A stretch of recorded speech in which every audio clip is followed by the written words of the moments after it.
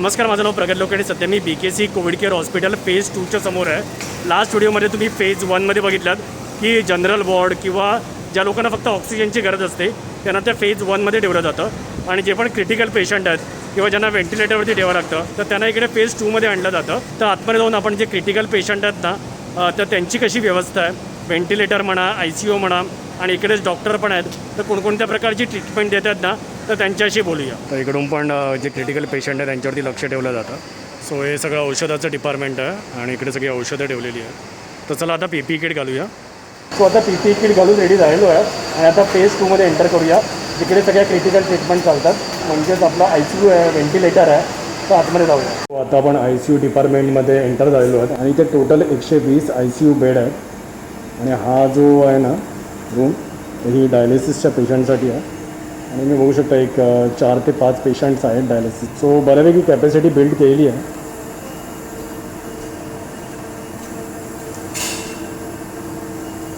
बघा हा ICU number 6 आहे आणि आता इकडे कंप्लीट मॅप आहे. सो बघू शकता ICU 1, ICU 2, ICU 3 असे टोटल ICU 6 आहेत आणि प्रत्येक ICU रूमची कॅपॅसिटी 18 आहे, म्हणजे टोटल 120 बेड्स आहेत. सो आपत्कालीन ऑक्सिजन गजर हे सगळे इकडे ICU बेड आहेत. सो बघा हा ICU बेड आहे इकडे आणि इकडे बरेचसे पेशंट आहेत आणि इकडेच आपल्या साध्या वॉर्ड बॉय आहेत. तर सध्या मैडम आप यहाँ पे मतलब क्या क्या करते हैं?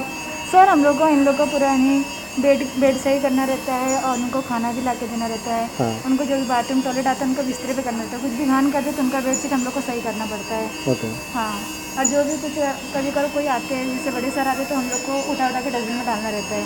ओके. और हगीज़ पहने तो उनकी हगीज़ चेंज करके हमको दूसरी हगीज़ पहनानी रहती है. ओके. बघा तुम्ही सगळे ICU बेड आहेत. सो टोटल 120 बेड आहेत इथे ICUचे BKC केअर हॉस्पिटलला आणि हे सगळ्या सोयींनी युक्त म्हणजे प्रॉपर हॉस्पिटलच आहे.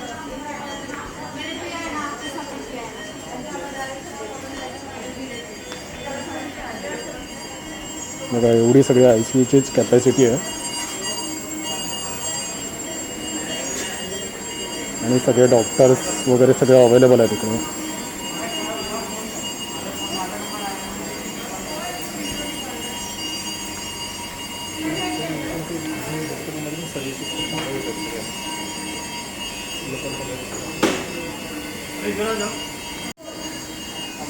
सो बघा ही पण किती बेड आहेत तुम्ही बघू शकता इथे आणि हे कोणत्याही पद्धतीने मेकशिफ्ट हॉस्पिटल वाटत नाही आहे.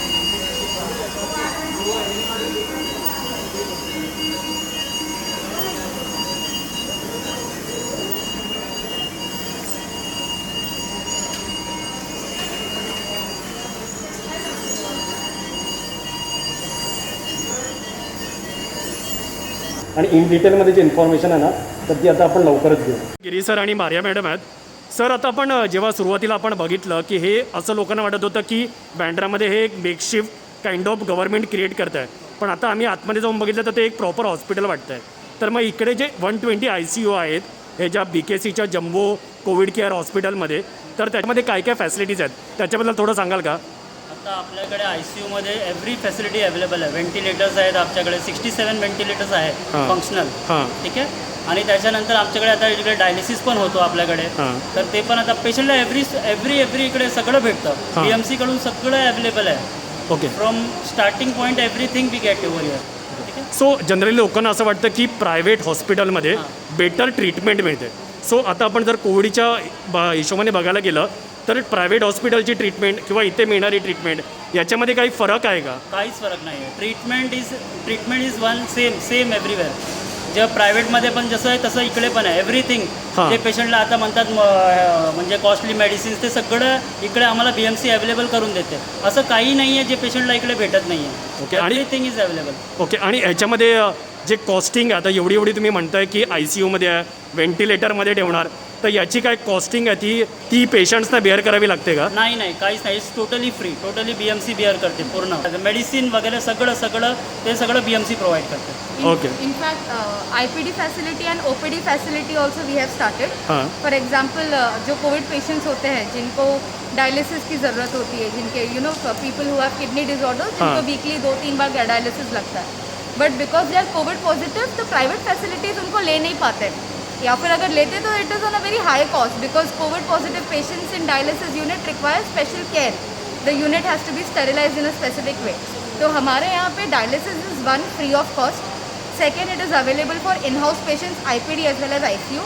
Third, if the patient is COVID positive and if the patient is at home, quarantining at home, और उसको डायलिसिस की ज़रूरत है, he can come at our center, do the dialysis in proper preventive measures and go back home.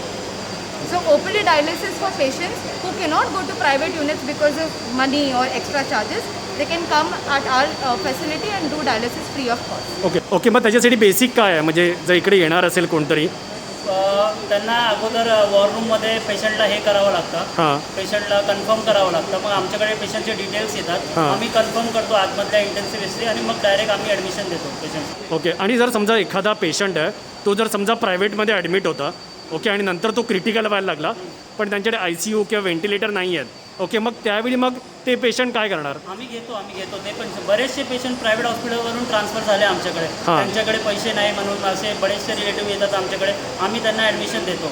Okay. मग त्यांना काय करायचं? फक्त त्या 1916 वरती फोन करायचा, रजिस्टर करायचं त्यांच्या पेशंट आणि वॉर रूमवर आम्हाला मेसेज येतो आणि आम्ही पेशंट ॲक्सेप्ट करतो. ओके. आणि बघा एक सामान्य व्यक्ती असतो त्याला नेहमी हा प्रश्न पडतो की बघा आमच्या घरामध्ये कोणतरी पॉझिटिव्ह आलं किंवा तुमच्या आजूबाजूला कोणी पॉझिटिव्ह आलं तर नंतर त्याला जो BMCच्या फॅसिलिटीज आहेत ज्या फ्री ऑफ कॉस्ट आहेत आणि एवढ्या मोठ्या BMCने फॅसिलिटीज प्रोव्हाइड केल्या आहेत ऑल ओव्हर मुंबई, तर त्यांनी काय केलं पाहिजे हा प्रश्न सगळ्यांना पडतो. आणि ह्या ज्या फ्री ऑफ कॉस्ट फॅसिलिटीज आहेत त्या कशा अवेल करू शकतो? समजा आता एखादी घरामध्ये नॉर्मल व्यक्ती आहे, ओके, तर तिला सिम्पटम आहे, तिला ताप येतो आहे, खोकला येतो आहे, चव गेली आहे, ओके, मग तिने काय केलं पाहिजे? हां, तिने हे केलं पाहिजे की त्यांनी इमिजिएटली 1916 हे जे नंबर आहे त्याच्यावरती डायल करावा त्यांच्या फोन. 1916 या नंबरवरती त्यांनी डायल करावा. हा डेडिकेटेड नंबर कशासाठी आहे? ते मेनली पेशंट्सचे क्वेरी सॉल्व्ह करण्यासाठी, त्यांना ॲम्ब्युलन्सेस अलॉट करून देण्यासाठी आणि त्यांना बेड अलॉट करून देण्यासाठी. मग त्यांच्या गरजेनुसार त्यांना ICU बेड लागतोय का त्यांना जनरल बेड लागतोय आणि अफोर्डेबिलिटीच्या बेसिसवरती आम्ही गव्हर्नमेंट. ओके.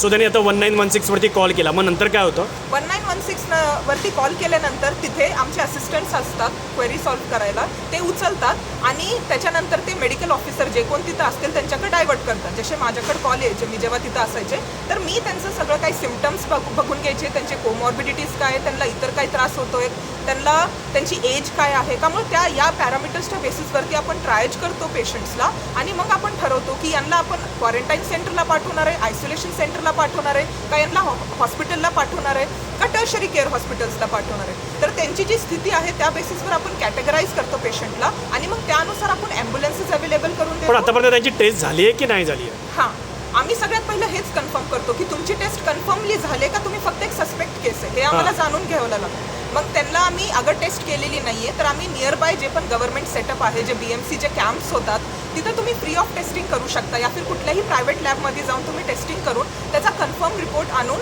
आम्हाला दाखवू शकता, नाहीतर आमच्याकडे ईमेलवरती सबमिट करू शकता. मग त्याच्या बेसिसवरती अगर तुम्ही असिम्प्टोमॅटिक आहे आणि तुमचा रिपोर्ट पॉझिटिव्ह आला आहे तर आणि तुम्ही जर चॉल एरियामध्ये राहताय म्हणजे तुमची रेसिडेन्सी कशी, या सगळ्या पॅरामीटर्सवरती आम्ही ठरवतो. जर तुम्ही चॉल एरियामध्ये तर BMCच्या गाईडलाईन्सच्या अनुसार तुम्ही बिलकुल पण सोसायटीमध्ये नाही राहू शकत. You have to be shift. मग अगर तुम्हाला त्रास नाही आहे, असिम्प्टोमॅटिक आहे पण कोविड पॉझिटिव्ह आला आहे तर आम्ही तुम्हाला तिथल्या क्वारंटाईन सेंटरमध्ये शिफ्ट करतो आणि आयसोलेशन सेंटरमध्ये. आयसोलेशन सेंटरमध्ये का तर तिथे थोडं एज जास्त असेल, जास्त ऑब्झर्वेशन घेतलं जाईल आणि एखादी जसे डायबिटीज, हायपरटेन्शन काही त्रास असेल तर त्याला आपण मॉनिटर करू शकतो. म्हणून ॲडिशनल फॅसिलिटीसाठी आयसोलेशन सेंटर. नाहीतर त्या कोविड पॉझिटिव्हच्या संपर्कात जे कोण फॅमिली मेंबर्स, रिलेटिव्स आले असतील ते अगर सस्पेक्ट केस आहे तर आपण क्वारंटाईन सेंटरला सोडतो जे की BMCच्या अंडरच असतात. आणि अगर खूप त्रास होतोय, जर त्यांचा ऑक्सिजन लेवल जे आणि टेम्परेचर कमी जास्त होतं, हे जे 2 पॅरामीटर्स, तर आपण त्यांना इमिजिएटली तिथल्या गव्हर्नमेंट हॉस्पिटल या टर्शरी केअर हॉस्पिटलला शिफ्ट करतो. आणि त्यात अगर खूप क्रिटिकल पेशंट आहे, त्याची एज खूप जास्त आहे म्हणजे 50 इयर्सपेक्षा जास्त आहे, त्यांना कोमॉर्बिडिटीज डिसीज आहे, ते ऑलरेडी कुठल्या एका आजारावरती आहे, मेडिकेशन घेत आहे, त्याच्यातून अगर त्यांना कोविड पॉझिटिव्ह झाला आहे then he has to be shift. आणि त्यांना खूप स्ट्रिक्टली आणि खूप अंडर मॉनिटर केलं जातं जेव्हापर्यंत त्यांचे पूर्ण सिम्पटम कमी होत नाहीत आणि ते पूर्णपणे बरोबर होत नाही. तर तसंच आम्ही अगर खूप क्रिटिकल अँड सिव्हिअर पेशंट आहे तर आम्ही कॉल करतो या BKC सारखे जे इतर हॉस्पिटल्स ते आहेत बेड अवेलेबिलिटी विचारण्यासाठी की तुमच्या इथं असा पेशंट पाठवतो, आम्ही डिटेल्स पाठवतो, तुमच्याकडे ICU बेड जनरल बेड असेल तर आम्हाला कळवा, त्या पेशंटला आम्ही शिफ्ट करू. त्यानुसार ते अवेलेबिलिटी सांगतात आणि आम्ही ॲम्ब्युलन्स अरेंज करून देतो आणि पेशंटला शिफ्ट करतो. मग एखादी व्यक्ती जर समजा पॉझिटिव्ह असेल आणि त्याला सिम्टमॅटिक असेल तर मग ती इकडे बँद्राचं जे हे जम्बो केअर फॅसिलिटी आहे इकडे केव्हा येते? इकडे तेव्हाच येते जेव्हा त्यांना त्या एरियामधल्या वॉररूममध्ये त्यांचं रजिस्ट्रेशन झालं, त्यांनी कळवले आणि तिथला मेडिकल ऑफिसर जर डिरेक्टली इथल्या ॲडमिनच्या म्हणजे रजिस्ट्रेशन डेस्कवरती कॉल करतात आणि इथं नोंद करवतात, त्या पेशंटचे डिटेल्स देतात आणि जेव्हा ते कन्फर्म करतात बेड आहे मग आम्ही ॲम्ब्युलन्स अरेंज करून देतो आणि ते ॲम्ब्युलन्स शिफ्ट करते आणि मग ते एक्सेप्ट करतात. का तर त्या एरियातल्या BMC ऑफिसच्या मेडिकल ऑफिसरचा कॉल येऊन गेला. सो आता इकडे आपल्याबरोबर ना BKCच्या या जम्बो कोविड केअर हॉस्पिटलचे ना डीन आहेत डॉक्टर राजेश डेरे, तर ते आहेत. तर आता आपण त्यांनाच विचारूया की ही जी फॅसिलिटी आहे ही स्क्रॅचपासून क्रिएट केली आहे आणि तुम्ही बघितलंच इकडचे जे ICU होतं तर ते एका प्रॉपर म्हणजे हॉस्पिटलसारखंच होतं. तर त्यांनी ही जी पूर्ण फॅसिलिटी क्रिएट केली तर त्याच्यामध्ये त्यांना काय काय चॅलेंजेस आले तर ते आपण त्यांनाच विचारूया. आपल्या सर्वांच्या माहितीसाठी हे सांगू शकतं की हा एक डॅशिंग किंवा डेअरिंग डिसिजन आहे महानगरपालिकेचा, MMRDचा आणि माननीय मुख्यमंत्री साहेबांचा की ट्रान्झिट हॉस्पिटल हे इंडियामध्ये कुठंच नव्हतं आणि वर्ल्डमध्ये फक्त वुहानमध्ये केलं होतं. आणि हे ट्रान्झिट हॉस्पिटल त्यांनी ज्या वर्ल्ड रेकॉर्ड टाईममध्ये बनवलं गेले MMRDने हे अतिशय उल्लेखनीय आहे. चॅलेंजेस म्हणजे काय असतं बघा, कोणतंही ट्रान्झिट हॉस्पिटल हे काही फर्म स्ट्रक्चर नाही आहे. याची एक मर्यादा असते, ताडपत्री असते, त्याला अँगल्स असतात, कार्डबोर्ड असतात, हार्डनर्स असतात. ह्यामध्ये हे चालवलेलं सगळं एक तर जेव्हापासून माझी आणि आमचे Anil Wankhede sir director land acquisition यांची इथं इन्चार्ज म्हणून नेमणूक झाली आणि माझे डीन म्हणून, तेव्हापासून आम्हाला हेच होतं की हे टिकणार कसं, की मुंबईमध्ये उन्हाळा भरपूर आहे, पेशंटच्या वॉर्डमध्ये AC नाही आहे, पाऊस मेमध्ये आम्हाला सुरू करायला सांगितलं, जून पहिल्या आठवड्यामध्ये मनसून येतोच आपल्या मुंबईमध्ये आणि मुंबईचा मनसून हा one of the heaviest monsoon of India असतो. हवा चालते, हाय टाईड चालते आणि त्याच्यावर ही जी जागा आपण आज इथं जिथे ट्रान्झिट हॉस्पिटल आहे ही एक खाडी, रिक्लेम्ड खाडी आहे आणि याला मिठी रिव्हर एकदमच लागून आहे. आणि आपल्या सर्वांना माहिती आहे की प्रत्येक वेळेस मिठी रिव्हर हेवी रेंजमध्ये फ्लड झालेलीच आहे. तर ह्या सर्व बाबींचं विचार करून आणि परत इथे डॉक्टर येतील की नाही, कारण कॉन्क्रीट हॉस्पिटलमध्ये जायला डॉक्टर इच्छुक असतात, तर त्यांना माहिती आहे इथं काहीच भिंती नाही, हे नाही, ते नाही आहे, कसं कामं करणार आपण. तो जो विश्वास निर्माण करायचा होता ती सर्वात मोठी चॅलेंज होती. बांधायला इक्विपमेंट्स खरेदी करू शकतो आपण, भिंती वाढवू शकतं, मशीन्स पाहिजे तेवढ्या कोटीच्या घेऊ शकतो, पण त्याला जे मॅनपॉवर लागतं आणि त्या मॅनपॉवरच्या मध्ये विश्वास जो निर्माण करणं आणि निर्माण करून त्या लोकांकडनं चांगल्या प्रकारे पेशंट केअर करून घेणं ही सर्वात मोठी चॅलेंज होती आमच्यापुढे. तर त्यासाठी जे काय पहिले आमचे लॉजिस्टिक चॅलेंजेस होते, ट्रान्झिट हॉस्पिटलबद्दल ड्रेनेज वगैरे वगैरे, हे सर्व MMRDने अतिशय आम्हाला कॉऑपरेट केलं. आणि आमचे वानखेडे सर जे डायरेक्टर लँड ॲक्विजिशन पहिले MMRDमध्ये काम केल्यामुळं त्यांना बरंचसं याच्यातलं ज्ञान होतं, त्यामुळं तो जो लॉजिस्टिकचा पार्ट आहे बऱ्यापैकी वानखेडे सरांमुळं आणि MMRDमुळं मला खूप अतिशय चांगली मदत झाली. राहिला मेडिकलचा पार्ट, कोणी यायलाच तयार नव्हतं इथे. Manpower, junior doctors, untrained doctors, BAMS, BUMS, आणि त्यात जेव्हा आमची नेमणूक झाली फक्त 5च डॉक्टर मी माझ्या डिपार्टमेंटचे हाऊस ऑफिसर घेऊन आले. कोणीही डेप्युटी डीन नाही, AMO नाही, कोणीच प्रशासक नव्हता आमच्याबरोबर. आणि विचारावं कोणाला, कारण हे कोणी चालवलेलंच नाही इंडियामध्ये, त्यामुळे याचा अनुभव नाही कोणाला. तर एक आपण जसं एक म्हणतो की झाड लावायचं कसं, खड्डा खांडायचं कसं आणि उगवायचं कसं आणि त्याची फळं चांगली कशी येतील हे बघण्यापासून आम्हाला करावं लागलं, फार पहिलं एपासून झेडपर्यंत. तर मग आम्ही काय केलं, जे काय आमच्याकडे अनट्रेंड मॅनपॉवर होती, जे काय माझे 4-5 डॉक्टर होते, इनिशियली 8-10 दिवस तर क्लर्क नव्हते, AO नव्हते, कोणीच नव्हते. आमचेच 4-5 डॉक्टर, क्लर्क, आम्हीच सर्व. वानखेडे सर आम्हाला रात्रंदिवस मदत करत राहायचे, जे काय त्यांच्या पॉसिबल आहे इफेक्टमधून. MMIDचे सगळे आम्हाला मदत करत होते वारंवार. पण महत्त्वाचं ह्या डॉक्टरांना ट्रेन करणं आणि यांच्यामध्ये एक विश्वास निर्माण करणं की ट्रेंड हॉस्पिटललाही मोठ्या चांगल्या हॉस्पिटलसारखी सोय भेटू शकते आणि तुमचंही नावलौकिक त्यामुळं होऊ शकतं. तसं आम्ही त्यांचे पहिल्या आठवड्यात ट्रेनिंग मॉड्यूल्स बनवले. रोज 2-2, 3-3 तास आम्ही त्यांना व्हिडिओवर ट्रेनिंग देत होतं. आमचे डॉक्टर विजय, डॉक्टर सोपान होते, डॉक्टर प्रवीण आहे, डॉक्टर शुभम होते. आम्ही जे पहिले इनिशियल 4-5 लोक होतं त्यांनी म्हणजे रात्रंदिवस कसरत केली, ट्रेनिंग मॉड्यूल्स घेतले, स्वतः वॉर्डात जाऊन आम्ही व्हिडिओज बनवले. पेशंट कसा येणार, तुम्ही कसं ट्रीट करायचं, ऑक्सिजन कसं द्यायचं, हे सर्व आम्ही केलं. ह्यामध्ये प्राथमिकता आम्हाला थोडी डॉक्टर DMR यांनी पाठवले, पण परत त्यांना ट्रेन करावं लागायचे. आणि काही प्रमाणात कमी का होईना सायन हॉस्पिटलचे थोडे ट्रेन डॉक्टर आले नंतर आमच्याकडे, ज्याचाही आम्हाला नक्की उपयोग झाला. पण आता हे आम्ही वारंवार ट्रेनिंग, डेली राऊंड्स, कन्सल्टंट आमच्याकडे कमी होते किंवा नव्हते, जरी जे कोणी आमच्याकडे BMS BHMS डॉक्टर होते त्यांच्यात आम्ही कॉन्फिडन्स दिला की नाही, आम्ही तुमच्या महानगरपालिका तुमच्या मागे उभी आहे, तुम्ही घाबरायची गरज नाही, तुम्ही पूर्ण प्रयत्न करा. आणि तो जो कॉन्फिडन्स आम्ही दिला, आणि आपण कोणत्याही डॉक्टरांना किंवा हेल्थकेअर वर्करला इथे विचारलं तर त्यांना हे सर्व माहीत आहे की डीन म्हणून मी 24 तास त्यांच्यासाठी कार्यरत आहे. 24 तास माझे फोन चालू आहेत, 24 तास मेसेजिंग चालू आहे.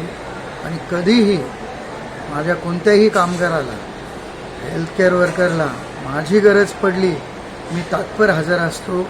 हे त्यांच्यात कॉन्फिडन्स जेव्हा निर्माण झाला तेव्हा त्यांनी महानगरपालिकेवर विश्वास ठेवून त्यांनी त्यांची जीवाची परिकाष्ठा न करता आपल्या स्वतःला झोकून देऊन PPE किटमध्ये 6-6, 8-8 तास गोरगरिबांची सेवा करून आज जे BKC जम्बो फॅसिलिटी आहे हे यांचे रिव्ह्यू पाहावे की हे जरी ट्रान्झिट हॉस्पिटल असेल तरी आज आम्ही 5200 ट्रीटमेंट आजच्या घडीला केलेले. त्यामध्ये मोर दॅन 50% पेशंट आमचे हे हाय रिस्क आम्ही केलेले. असं नाही की आम्ही फक्त झोपायला पेशंट घेतलेले. हाय रिस्क म्हणजे ज्यांना डायबिटीज, ICMR गाईडलाईनप्रमाणे की ज्यांना ICU बॅकअपची गरज पाहिजे होती. पहिलं आमच्याकडे काही नव्हतं, तरीसुद्धा आमच्या डॉक्टरांनी ती ट्रेनिंग घेऊन, ती रिस्क घेऊन तो एक विश्वास निर्माण केला पेशंटला की नाही आम्ही तुम्हाला ट्रीट करणार, पुढं पाठवणार. आज 5200 पेशंट ट्रीट करून एकही डेथ आमच्याकडे अजून झालेली नाही आहे. माझ्या माहितीप्रमाणे एवढं ट्रीटमेंट देऊन इंडियामध्ये कोणतंही हॉस्पिटल नाही आहे जिथे एकही डेथ झालेली नाही आहे. हे माझी माहिती आहे. काही कोणाची माहिती असेल तर त्यांनी मला याच्या पुढे द्यावी. आजच्या घडीला BKC जम्बोला प्रायव्हेट हॉस्पिटलचे सोडून इथे येतात ट्रीट करायला. साधं उदाहरण देतो. आजपर्यंत आम्ही कमीत कमी तहसीलदार, ॲडिशनल कलेक्टर लेवलचे 12 ते 13 आम्ही ट्रीट केलेत. असे बरेचसे VIP आज आमच्याकडं रिक्वेस्ट करून येतात फक्त आमची ट्रीटमेंट चांगली आहे म्हणून. त्यांना आमच्यापेक्षा चांगले AC रूम्स, स्वीट लीलावतीला भेटू शकतात, बॉम्बे हॉस्पिटलला भेटू शकतात, मोठी गोष्ट नाही. पण आज जो आमचा रिझल्ट आहे ट्रीटमेंटचा, एक साधी माहिती देतो आम्ही की जे डे 1चा आम्ही जे डे 5ला ICMR गाईडलाईनप्रमाणे जो स्वॅब देतो आम्ही, तो आमचा 52% निगेटिव्ह स्वॅब येतो, जो मच मोर कितीतरी टाइम्स नॅशनल ॲव्हरेजच्या वर आहे. त्यामुळं बरेच लोक कंटाळून 15-15 दिवस स्ट्रीट बाहेर होतात आणि निगेटिव्ह नाही आले तर आमच्याकडे येतात, कारण तो विश्वास आहे की VKCमध्ये निगेटिव्ह लवकर होतो, कारण इथे टीमवर्क चांगलं आहे, ट्रीटमेंट चांगली आहे, मेडिसिन चांगल्या दर्जाची महानगरपालिका देते आणि त्यांना हे माहिती आहे की इकडचे डीन पेशंटचे फोन रात्री अपरात्री उचलतात. आता याच्यात घेतलेलं आम्ही उल्लेखनीय म्हणजे काय, हे तर एक उल्लेखनीय आहेच. दुसरं एक साधं उदाहरण आम्ही देऊ इच्छितो की मानखुर्दचे जे 60 डिसेबल्ड ऑर्फेंज मुलं होते, जे डम डीफ ज्यांना चालता येत नाही, ते त्याच्यातले 29 पॉझिटिव्ह आलते. काही कारणांनी कोणी त्यांना कोणतेच हॉस्पिटल मदत करत नव्हते किंवा घेत नव्हते. तर रात्रीच्या रात्री आम्हाला जशी वरिष्ठांकडनं माहिती आली, आम्ही रात्रीच्या रात्री BKC जम्बोला एक स्पेशल वॉर्ड बनवला. रात्रीच्या रात्री 3 तासात मी पिडियाट्रिशियन अपॉइंट केला, मी सोशल वर्कर अपॉइंट केले, सिग्नेटरी ट्रेनर्स अपॉइंट केले त्यांच्यासाठी, कारण ते सगळे बोलताय मूकबधीर होते. मूकबधीर, कोणाला चालता येत नाही, कोण क्रिपल करत होते. आणि दुसऱ्या दिवशीपासून आम्ही तो एक स्पेशल वॉर्ड डेझिग्नेट करून विदिन 3 डेज, आज जर कोणी तो वॉर्ड बघाल आमचा डिसेबल्ड, हा best of the best orphans disable ward आहे आमच्या इंडियात. आणि 5व्या दिवशी जेव्हा आम्ही सगळ्यांचे स्वॅब केले, त्या दिवशी सगळे निगेटिव्ह आले. आणि ते पाहून आमचे खासदार राहुल शेवाळे साहेबांनी छोटे इथे भेट देऊन त्यांची पाहणी पण केली. आणि हे आम्हाला BKC जम्बोला शासनाचं प्रशस्तीपत्रक पण आलं बालकल्याण विभाग कुंदन मॅडमकडनं, की तुम्ही ही जे उल्लेखनीय कामगिरी केली आणि ह्या ज्या मूकबधीर पोरांसाठी, गोरगरिबांसाठी जी तुम्ही मदत केली ती कोणीच करू शकत नव्हतं. त्यानंतर आम्ही काय केलं आहे, तर ओल्ड एज 80च्या वर कोमॉर्बिड आणि मरण्याची जास्त शक्यता असल्यामुळं बरेच जण घेत नव्हते. मग त्यांना जागेवर चहा पाणी नाश्ता लघवीसाठी सगळं जागेवर द्यावं लागतं. आणि बऱ्याचशा मोठ्या हॉस्पिटलनी म्हटले आमच्याकडे ही सोय नाही किंवा आम्ही जागेवर देत नाही, तर ते पण आम्ही एक वेगळा वॉर्ड बनवला आहे. आमच्याकडे पेशंट केअर अटेंडर ट्रेंड आहे. आजच्या घडीला आम्हाला नाही म्हणलं तरी 20-22 असे आमच्याकडं 80 वर्षाच्या वर लोक आहेत. काही पॅरलाइज्ड आहेत, काही सेमी पॅरलाइज्ड आहेत, ज्यांना आम्ही बेड साईड सगळी सोय करतो आणि त्यांनाही आम्ही ट्रीट करून पाठवून देतो. तर डॉक्टर, अजून एक प्रश्न होता की बघा, इंडियामध्ये अजून पण केसेस वाढतातच आहेत, तर चॅलेंजेस तुम्ही बरेच फेस केलेत, पण चॅलेंजेस आता कमी नाही होतात, चॅलेंजेस तर वाढतच चालले आहेत दिवसेंदिवस. तर मग फ्युचरमध्ये ज्या केसेस वाढत आहेत, आता मुंबईमध्ये थोड्या कमी झाल्यात, बट यू नेव्हर नो, तर फ्युचरमध्ये परत एकदा जर केसेस वाढायला लागल्या तर त्याच्यासाठी तुम्ही काय प्रिपरेशन करतात, तर त्याच्याबद्दल थोडं सांगाल का? महानगरपालिकेचे आयुक्त चहल सर यांच्या सूचने आणि आदेशानुसार आम्ही पूर्णपणे इथे 2000 बेडसाठी तयारी ठेवलेली आहे. कितीही पेशंट वाढू द्या, आम्ही 2000 पेशंट इथे तयारी ठेवलेली आहे. याच्यापुढे आम्ही काय करतो आहे की इव्हन ह्याचबरोबर आम्ही एक इंटरनॅशनल लेवलचं कंटेनर ICU पण उद्यापासून चालू करतो आहे, काम चालू करतो आहे आणि पुढील 10 दिवसात ते कार्यरत होणार आहे. हे one of the kind in this country राहणार आहे, की जे कंटेनरमध्ये ICU राहणार आहे विथ बेस्ट पॉसिबल फॅसिलिटीज. कारण आजकाल पाहण्यात आलेलं आहे की ICUची गरज वाढत चालली आहे आणि गोरगरिबांना ICU भेटत नाही आहे आणि प्रायव्हेट हॉस्पिटलचा रेट त्यांना परवडत नाही आहे. त्यामुळं महानगरपालिकेने ऑलरेडी BKC जम्बोमध्ये 108 बेडचं ऑलरेडी काढलेलं आहे ICU. 12 बेड आमच्या डायलिसिस 24 तास चालू आहेत. त्याचबरोबर इन ॲडिशन टू दॅट आम्ही इथं कंटेनर 30 बेडचं ICU 8-10 दिवसात चालू करत आहोत. पूर्ण आम्ही ट्रीटमेंट फ्री देत आहोत, जे कोणीच देत नाही आहे. कोणताही प्रायव्हेट हॉस्पिटल अफोर्ड करू शकत नाही किंवा कोणी नाही. Jumbos are giving total complete free treatment. गरीब असू श्रीमंत असू कोणीही असू, कोणत्याही प्रकारची मेडिसिन असू, ती टॉसिलिझम असू 40,000ची, रेमडेसिवीर असू, सगळे महानगरपालिका थ्रूच आम्ही सगळ्या पेशंटला इथं देत आहोत. त्यामुळं पब्लिकला काही घाबरायची गरज नाही. BKC जम्बो हे तात्पर आहे. बरेचसे पेशंट आमचे एवढे चांगले रिव्ह्यू आहेत की तहसीलदार असो, ॲडिशनल कलेक्टर असो, CBIचे ऑफिसर आमच्याकडे ट्रीट होऊन गेलेले आणि ऑन डिमांड आलेले आहेत. त्यांना एकच आहे की जे नावलौकिक BKC जम्बोनी महानगरपालिकेच्या आयुक्तांच्या अंडर कमवलेलं आहे त्याच्यासाठी इथे येत आहेत. श्रीमंत येत नाहीत असं नाही आहे. जम्बोचं काही लोकांनी, काही प्रसारमाध्यमांनी, काही लोकांनी चुकीची समज पसरवलेली आहे की इथं फक्त गोरगरिबांनाच ट्रीटमेंट दिली जाते आणि त्यामुळं गोरगरिबांच्या मनात वाटतं प्रायव्हेटसारखी ट्रीटमेंट भेटते की नाही. मी आपणास प्रत्येक नागरिकाला महानगरपालिकेच्या वतीने आश्वस्त करून देतो की BKC जम्बोमध्ये जी मॅनेजमेंट आहे, जी ट्रीटमेंट आहे आणि जी केअर आमचे हेल्थकेअर वर्कर घेतात, गोरगरीब असो, VIP असो, सर्वांना एकच आहे, ती तुम्हाला प्रायव्हेट हॉस्पिटललाही भेटणार नाही. आमच्याकडं 24 तास गरम पाण्याची सोय आहे, स्टीमर्सची सोय आहे.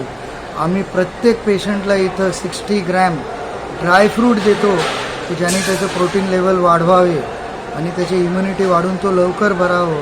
आमची कॅन्टीन अतिशय चांगली आहे. कोणाला डायबेटिक डाएट लागले तर डायबेटिक डाएट देतो, सॉल्ट फ्री डाएट लागली तर सॉल्ट फ्री डाएट देतो. आमच्याकडे डायटिशियन महानगरपालिके थ्रू नेमलेले आहे. टॉसिलिझॅब 40,000चं तेही आम्ही फ्री देत आहोत. पण ते गरज पाहिजे त्या पेशंटला, उगाचच वाटत नाही आम्ही. जे ICMR गाईडलाईन्स आहे त्याप्रमाणे जर पेशंटला लागले तर महानगरपालिका द्यायला तयार आहे ना. आम्हाला भरपूर साठा येत आहे, त्यामुळे तो काही विषय नाही. मी तुमच्या फक्त माहितीसाठी सांगतो की आज मी मेपासून हे जम्बो फॅसिलिटी चालवतो. आमचे कमिशनर सर असो, आमचे काकानी सर असो, आमचे जयस्वाल सर असो, मनीषा म्हैसकर मॅडम असो किंवा जॉईंट MC पवार सर असो, आत्ता DMC क्षीरसागर हेल्थचे आहेत. आमचे फोन ते कधीही उचलतात, कधीही मेसेजला रिप्लाय करतात. जे पाहिजे ते सँक्शन नियमानुसार आम्हाला ॲज अर्ली ॲज पॉसिबल देऊन टाकते. भरपूर महानगरपालिका देते जे प्रायव्हेट हॉस्पिटलसुद्धा देऊ शकत नाही. त्यामुळं ज्या कोणी पेशंटला असा गैरसमज असेल जम्बोचा की महानगरपालिकेचा ह्या अभाव आहे, तो अभाव आहे, अजिबात नाही. आमच्या आयुक्तांनी आम्हाला पूर्ण फ्री हँड दिलं आहे, जयस्वाल सरांनी त्यांनी, की तुम्हाला जे पाहिजे सँक्शन घ्या, पण गोरगरिबांना इथे येणाऱ्या पेशंटला ही प्रायव्हेट सारखी किंवा त्यांच्या सारखी चांगली सोय भेटली पाहिजे आणि 1 रुपया त्यांच्या खिशातनं गेला नाही पाहिजे. सो आय होप तुम्हाला हा BKCच्या जम्बो कोविड केअर हॉस्पिटलचा व्हिडिओ आवडला असेल. याच्यामध्ये तुम्हाला तुमच्या घरामध्ये किंवा तुमच्या आजूबाजूला किंवा तुमच्या रिलेटिव्हमध्ये जर कोणीही पॉझिटिव्ह पेशंट आढळला, सो बेसिकली तुम्हाला 1916वरती कॉल करायचा आहे आणि त्यानंतर मग BMC किंवा आपली government will take care of everything. आणि जसं तुम्ही बघितलात ही सगळीच्या सगळी फॅसिलिटी ही कम्प्लिटली फ्री आहे. आता याच्यामध्ये मी बऱ्याच गोष्टी कव्हर केल्या आणि त्याच्याबद्दल तुम्हाला इन डिटेलमध्ये अजून काही क्वेश्चन्स असतील तर ते तुम्ही मला नक्की विचारू शकता.